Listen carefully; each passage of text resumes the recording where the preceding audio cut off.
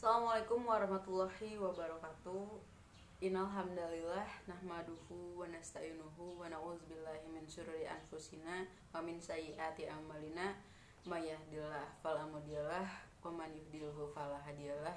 Asyhadu an la ilaha illallah wa asyhadu anna Muhammadan abduhu wa rasuluh.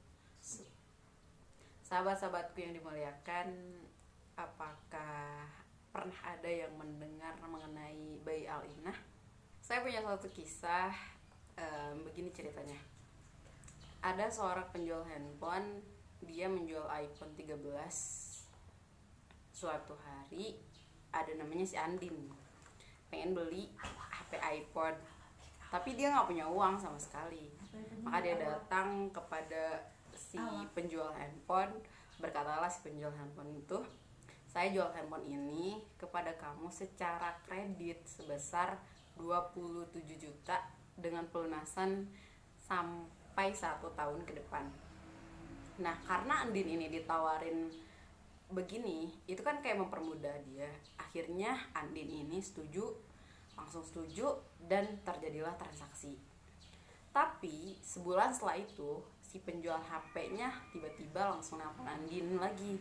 Andin, sekarang saya beli HP kamu yang ada kameranya bagus itu dengan harga 23 juta. Artinya, penjual HP ini sebenarnya tidak berniat untuk menjual HP kepada Andin, tapi dia meminjamkan uang kepada Andin dengan bayaran lebih dari tadinya 27 juta menjadi 23 juta. Artinya dia punya keuntungan 4 juta untuk kepentingan dia sendiri. Jadi bukan berarti si penjual HP ini ingin menjual HP, tapi dia punya maksud lain, ingin mendapatkan keuntungan yang lebih. Nah, dari ilustrasi yang tadi saya ceritakan, itu adalah Al-Inah. Kalau diartikannya seperti ini, ada menurut Wahbah Zuhaili, kata Al-Inah itu berasal dari kata Arab yang berarti tunai atau segera. Tetapi yang dimaksud dengan bayi inah adalah menjual harta dengan bayaran angsuran, kemudian dengan segera membelinya semula dengan bayaran tunai. Jadi yang tadinya Andin itu kredit, itu dibeli lagi dengan tunai.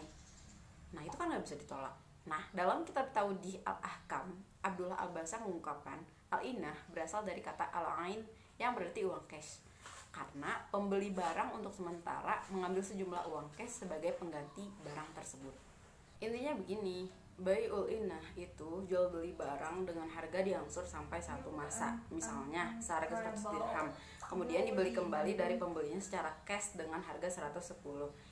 Yang menjadi persoalan adalah apakah Al-Inah ini riba, termasuk halal atau haram. Nah, ulama berbeda pandangan tentang hal ini. Pandangan yang pertama, bahwa jual beli Al-Inah hukumnya haram.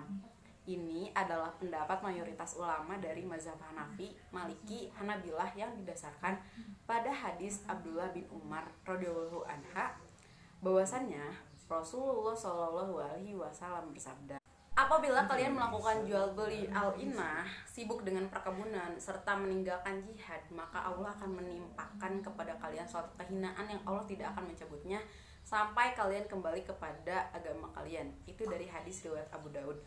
Nah, kemudian Abu Daud ini ada komentar dari Ibnu Qudamah di dalam Al-Mughni. Nah, dalam hadisnya ini terdapat ancaman yang menunjukkan keharaman.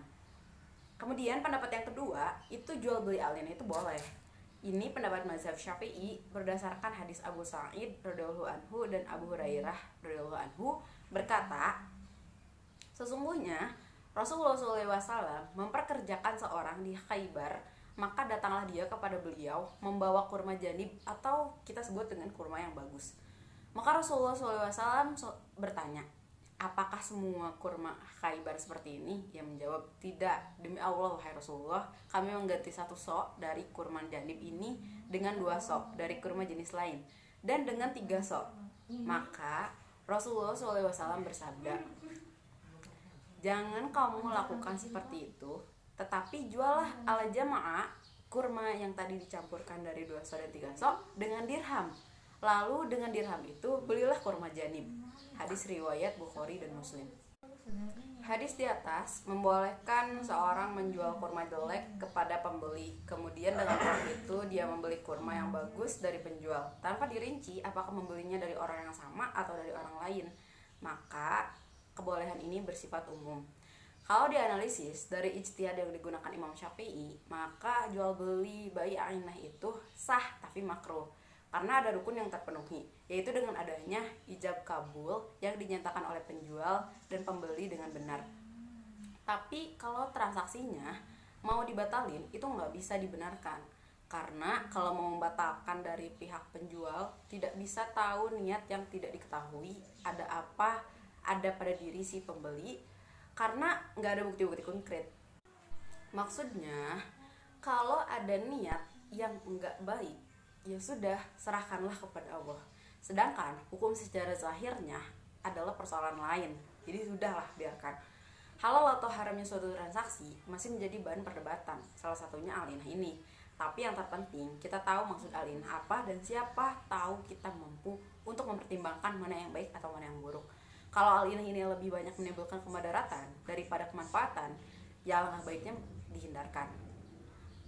Mungkin demikian yang bisa saya sampaikan. Mohon maaf apabila ada kekurangan atau hal yang dapat menyinggung benak-benak dari sahabat semua. Terima kasih. Billahi taufiq wal hidayah. Wassalamualaikum warahmatullahi wabarakatuh.